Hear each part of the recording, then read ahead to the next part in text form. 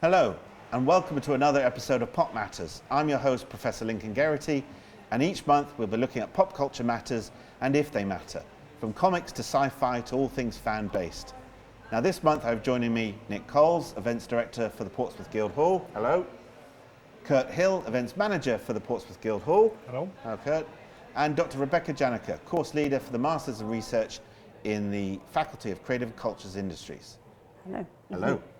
Now in this episode we'll be discussing Portsmouth Comic Con. Now regular viewers of Pop Matters may remember we have covered Portsmouth Comic Con before and may recognise some of our guests from previous episodes. Now the annual event has gone from strength to strength since the first in 2018, and in spite of the 2-year hiatus caused by COVID, fans have been flocking back to Portsmouth ever since. Now last year's convention was a huge success which saw thousands of comic book fans of all descriptions descend on the Guildhall back in June. It was certainly a brilliant event for me, as I was lucky enough to interview actors from Doctor Who on the main stage. Special guests Peter Davison, who played the 5th Doctor, Colin Baker, the 6th, and Nicola Bryant, who played Perry on the show. Now for those unable to attend last year's show, here's a short highlight reel of what we saw and witnessed, and give you a little flavour of what takes place.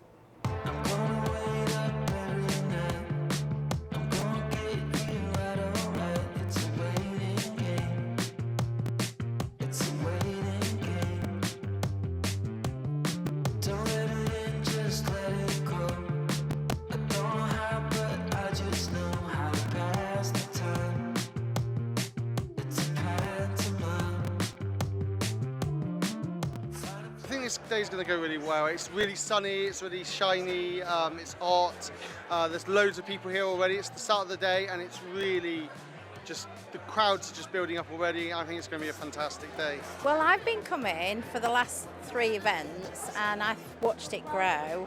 I really love it. I think it's amazing. Comic Cons are such a great way to kind of celebrate a fandom and enjoy talking about common interests with other people. This is kind of my jam. This is the one day of the year I feel like me. I honestly didn't know what to expect, so this is beyond expectation at the moment, so it's really good.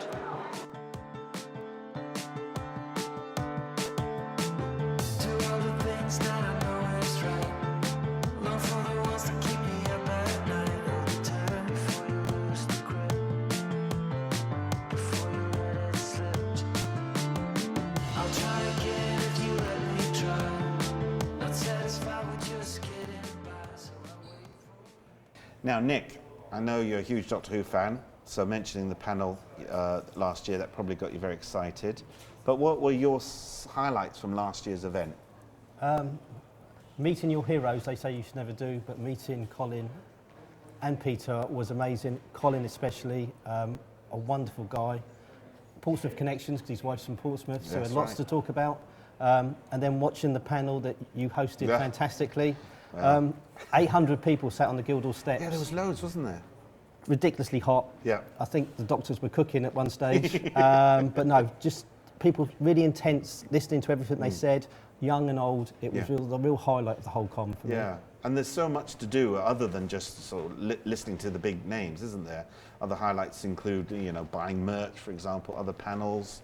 There's always a big Star Wars walkthrough experience. Last year we had a huge Doctor Who experience, which was unbelievable. The costumes, the props. The costumes were amazing. Every Doctor Who's costume was there. Many of the monsters. I think we had about 6 different Daleks from all different ages. Yeah. We had 2 TARDISes. Right. Yeah, it's fantastic. It was a paradox. Yeah. And there was a Jurassic Park zone, so you That's could be right. chased by a dinosaur around the Guildhall car park, Yeah. which was hilarious. It's amazing, isn't it, those highlights? Now, Kurt, remind us how Comic Con in Portsmouth came into being back in 2018. So the Guildhall Trust, who run Yeah. Portsmouth Guildhall, we're a charity, so we're always looking at new ways to sort of engage with our community, new things to do, and we decided to create some of our own events. And sort of the CEO said to us, Nick, you know, what event should we do? And I think we just decided that let's do a Comic Con. Yeah. We then suddenly very quickly realised that we hadn't got great knowledge of Comic Cons. I think we'd only been sort of 1 or 2 beforehand. Yeah. But we just got out there. We looked at some other Comic Cons, took our best bits. And we're very lucky to head out to New York. You know, if you're going to look at, research. if you're going to look at one of the big boys, you know, let's get out to New York. And we've just developed it. We started quite a small scale event. I think about 4,000 people the first year, just using the inside of the building, and every year bigger and bigger, using the whole of the Guildhall Square, using all the car park, and just creating more content every year, just to, want to be the best Comic Con in the country. Yeah. I think we're pretty close to that now. Well, I was going to say, like, obviously, the mega sort of MCM events up in London or Birmingham, they're sort of fed almost by the sort of Hollywood industries. This is all grassroots. It's the sort of local community coming together. The Guildhall is a charitable trust putting this on. And as you said, growing every year, spilling out into the Guildhall Square itself, other parts of the city. I know you do events building up to Comic Con beforehand. Yeah, so this year we've been doing quite a few events, been lots of sort of cosplay socials, which have been absolutely fantastic. Numbers started quite low, but we did the last one last night, and it was absolutely huge. Excellent. Drink and draw sessions. We do some fantastic workshops over the Comic Con weekend itself, and just sort of doing more things throughout the year, just to really kind of shout about what Comic Con is and what we're really proud of, and then people come along to the weekend itself and they just what they experience. Almost like a year-long event, almost, and the big weekend is the sort of culmination, isn't it? That's what our aim is. We don't want to be one day of the year, 2 days of the year. We want to be all year round. We want to be recognised by everyone, thinking, that's a Portsmouth Comic Con event. Yeah, and I've seen just on train station poster billboards up in London, London Waterloo and other places, you see Portsmouth Comic Con, and that just shows you how national and nationwide it is. I think it surprises you. You think, oh, that's our event. Yeah, you walk past a poster, you go, wow. We've got people flying in from all over Europe this year, Yeah. specifically coming in to see artists, because we're not a celebrity-based Comic Con. We're an artist-based Comic Con, so it's more traditional. Yeah. So people want to come and see the artists. They've got things they want signed by the artists. Yeah. So we've got people flying in. We know people from Sweden that are flying in, Spain. Always someone from Japan turns up. So it's an international. We call it an international festival of comics, and it's turned into that. Well, like you're saying, we mentioned the doctors, celebrities, but like you said, it's for the artists, it's for the writers, it's people that produce content like the comic books, the TV shows, behind the camera, and also there's panels too. Rebecca, I wanted to ask you about University of Portsmouth's sort of contribution to this and how you incorporate both artists, celebrities and academics. Yeah, absolutely. As we've just been hearing about, amazing. It's always been amazing. I think it's going to be incredible this year. Staff and students at the university get really involved, all sorts of activities, workshops, filming, that kind of thing. Already thought about those interviews. The panels are a big part of what we do, and some of us teach these subjects. There are modules in areas related to this. Of course, it's comics, and it's studying the comics and the artwork and the illustration. It's also pop culture and looking at film and looking at those kinds of areas too, media studies and so on. And that's what we've done for the past few years. I think that's only grown. We've had some great panels where staff and students and others, the artists too, have come along and talked about all those issues. Yeah, and the artists want to get on these panels because they want to share their passion, not just their sort of professionalism. They share their passion for these topics, don't they? They do, yeah. I've been on panels over the last few years where we've had artists and other kind of industry people come along and really contribute to that. And students have come along working on projects. And they're excited to get involved. And it's important to include students. I know students have sort of ended up working for the Guildhall and promoting and marketing events, not just this one, but others. So again, that situates it in the middle of the community, really. I think that's one of our big charitable objectives as well, is creating career paths and having industry sort of aspects into the event. We're really proud that we're more than just a sort of a celebrity meet and greet. We are there. You can meet your kind of comic heroes, and you can sit there and listen to the panels and really kind of engage with kind of the whole kind of pop culture that kind of all of the kind of comic industry has to offer, which is as I say, more than just a meet and greet, which has its place, but we want to achieve more than that and kind of offer something really special. And that's the difference, isn't it? The MCM is a massive meet and greet, sizable sums of money changing hands, but Portsmouth Comic Con, family orientated, it's meant to be also affordable, so you can actually have fun on a sort of reasonable price, I suppose. Yeah. Well, once you paid your entry fee, our philosophy is that it shouldn't really cost you anything else. Okay. if you want to go and buy merchandise, there are £250, well, there's thousands of pounds worth of comics if you want to buy merch comics. But if a parent wants to buy a figure for £1, they can buy a figure for £1. Everything you go on, all the experiences are all free. Unfortunately, this year we are going to charge for one event. I'm not going to say what it is. It's going to be something amazing. There's a tease. But the charge is £1. Okay. So it's only £1, and you'll basically get to fly like Harry Potter. Hey, no. So for £1, I'm sure that's well worth it. But everything else is free. It's part of what our charity does. So yes, you pay your entrance fee, but then once you're in, you can just enjoy everything for the whole day.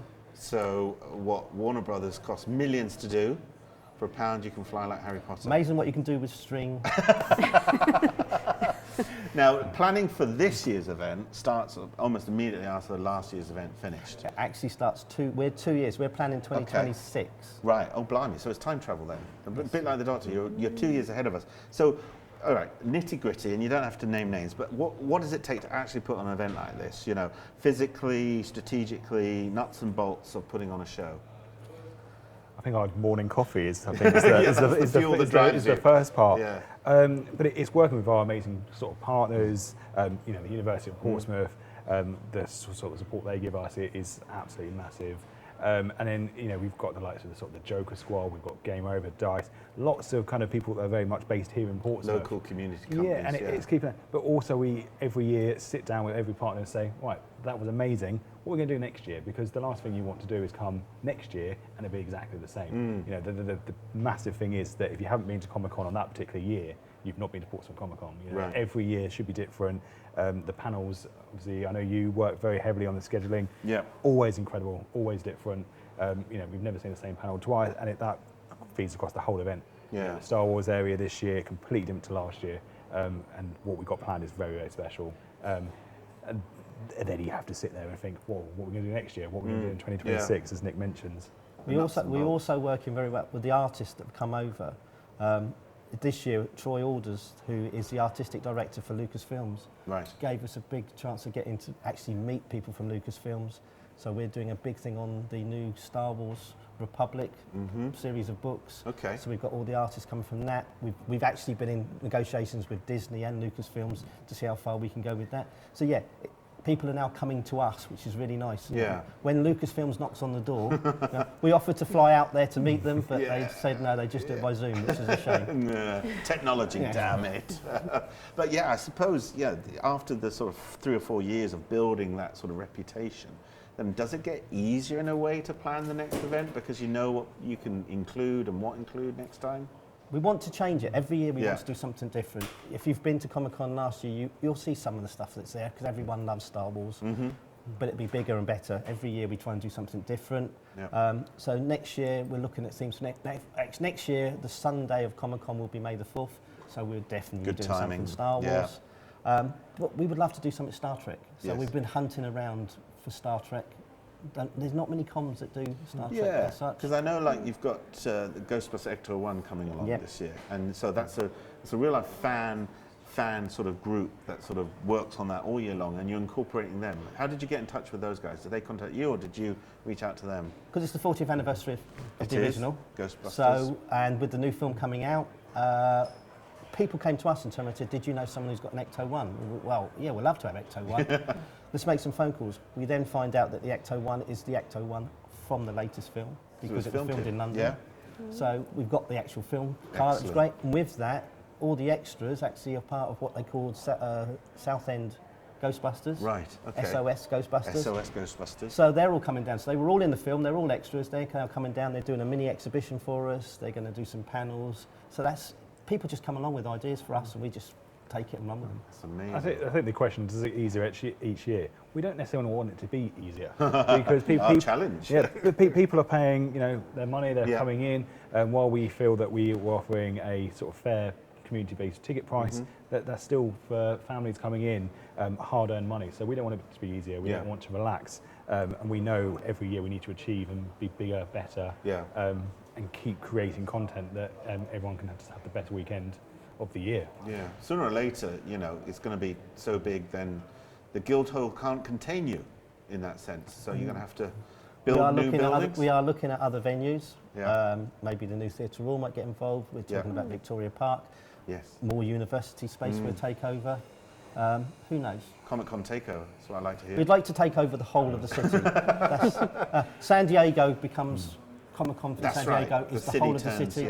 So that's what we're going to turn Portsmouth in. You'll have to speak Klingon to come onto the island. As far as and the fans will come though, right? Yes. They want to sort of occupy the city in a good way. But that experience for the whole weekend is something that they're drawn to, aren't they? In terms of some of the panels this year, Becky, any highlights from the university panels that you can suggest, or the artists and people who should, tune in, come and see when they're at the event? Yeah, we've got some great panels as ever. We've got panels that kind of focus on artists and panels that focus on writers. Often we have things that focus on genre. This year we are thinking about animation. Obviously there's a big centenary coming up with Disney, so that's something that people will, I'm sure, be interested in. As we've been thinking about, this is a family occasion too, so it's really important that we have things that people of all ages and people that are there as a family can get involved with. And that's been really great. We've had so many good experiences of, people of all ages who know lots of things or are there to learn or just want to see someone who they've only heard about. And it's really great. And they can come and take part. These panels aren't just talking to them. We want questions, we want discussion, don't we? And fans like sharing their views and opinions. Absolutely, yeah. And there's a 40th anniversary Ghostbusters panel. Yes. There's a Star Trek panel talking about all the odd movies and why they should be rethought about as quality films. I know that sort of causes division, so there's a bit of a Star Trek there's a good debate. A bit of debate there as well. And our sort of usual MCU student-run panel. Tell us a little bit about that. Yeah, that's always a good one because people are so invested in that particular franchise and there's so much scope for that when it comes to cons, whether it's cosplaying or just kind of theorising about what the next thing up in the world is. And people, we've had students over the years really get into the nitty gritty, what's the best phase, who gets the best storylines, and people in the audience can get involved with that, ask the questions. And they're in cosplay usually, aren't That's they? fun. Yeah. And you have professional cosplayers there at the event, sort of circulating? Yeah, so we have a real mixture. So we've got Dream Team Portsmouth, who are our official cosplaying group, who host kind of the cosplay parades, which happen each day across kind of sort of under 12s and over 12s. Okay. So you get a real amazing mix. You can sit there for an whole hour just watching everyone cross the stage. They get a chance to speak to Dream Team about what their costume is, what inspired them. We then have a number of kind of creative influences as well that come down and really support the event. They will be doing talks in Speaker's Corner, hosted by Express FM, about how to become an influencer, and kind of they can share their journey and inspire other people to. Career choice, video content. Influencer, live being a fan for a bit of money. Yeah. Doctor Who, we talked about the guests. We have the main stage panel on Saturday, 12:15. Is that right? So who have we got on the main stage this year? So this year we've got you. We've got you. Enough. Yeah. But you'll be hosting the wonderful Sylvester McCoy. Excellent. Paul McGann and Sophie Aldred. Yeah.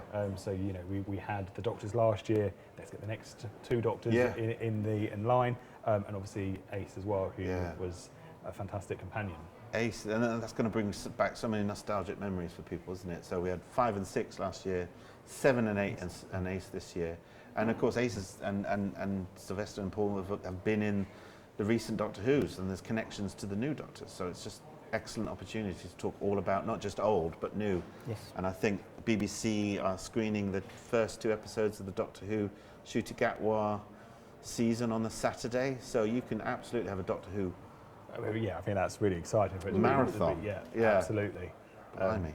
Comic Con, new Doctor Who, and Eurovision. And Eurovision as well. What more of a weekend would you want? It's a weekend of entertainment. I forgot about Eurovision. Will we win this year? It's a big one.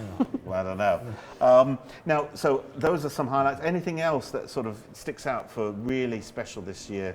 Mentioned the Star Wars experience. I hear that there's the potential Harry Potter flying experience. Stranger Things, I heard. Stranger Things, there's a walkthrough experience on stage, loads of photo opportunities, so you'll be able to sit on the settee from Stranger Things with the upside down world above you. The lights going off. Harry Potter, you'll be able to stand in front of a mirror and move and some Harry Potter characters will come on there and you can dance around and Excellent. they move Interact with them. There's lots of photo opportunities. You can pull Thor's hammer out of the rock if you're strong enough and worthy enough. If you've got the... if you've got that. Only blimey, okay.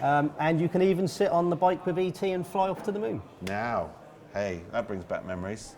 E.T. was the scariest film I've ever seen when I was a kid. Just when that finger came out.